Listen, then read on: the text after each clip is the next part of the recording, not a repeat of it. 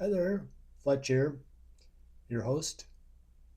Today's memory lane I want to go down is pop. Here in the Midwest, we call it pop. I know elsewhere they call it soda, but here in the Midwest, we call it pop.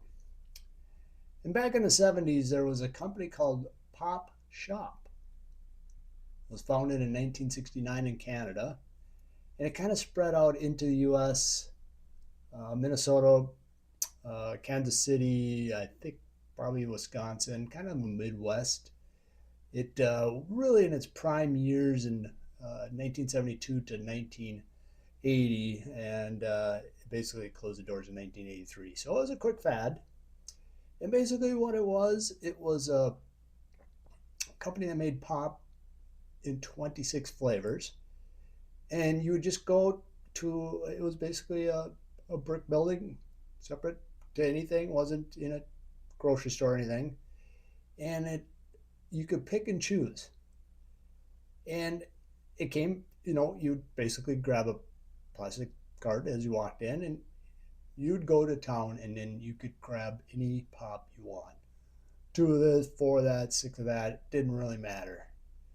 And then, um, of course, the metal caps, and once you were done, you could return them and get a little deposit money back. So, from the standpoint of the company, that's a big undertaking, as in you're selling a product. You have to take glass bottles back, you have to get them cleaned, and then you reuse them. I'm sure there's a percentage of them had chipped up tops and you couldn't, so they had to can them. Oh, sorry, recycle the glass. So it was really cool, as as probably a 15-year-old running into a store and loading up on pop. That's all you want there for that, is they just offered pop. And they had the typical flavors. They had cola, they had root beer, they had orange, they had fruit punch, they had cherry cola, and so they had the standards. And the the most selling ones were basically grape, pineapple, black cherry, and cream soda. And then they had one that was called Lime Ricky. Now I don't remember Lime Ricky, but I think that could have been my favorite.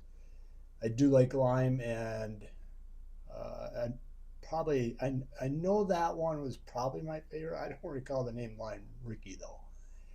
Also, um, the fruit flavor was my favorite also.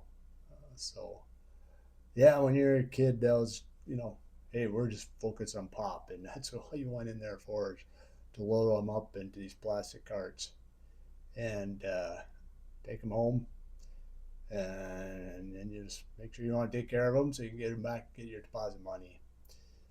So, the reason they probably closed down, didn't work out for them, is they were up against the grocery stores selling generic pop, and generic pop was a lot cheaper, and you know, they struggled. So they closed the doors in '83, and the way it went. I did see a note that they tried to revise it, and somebody bought the rights in 2004, but I don't believe it. The way it looks, it didn't last very long either. So that's my memory lane, and thank you for watching, and we'll see you in the next one. Take care.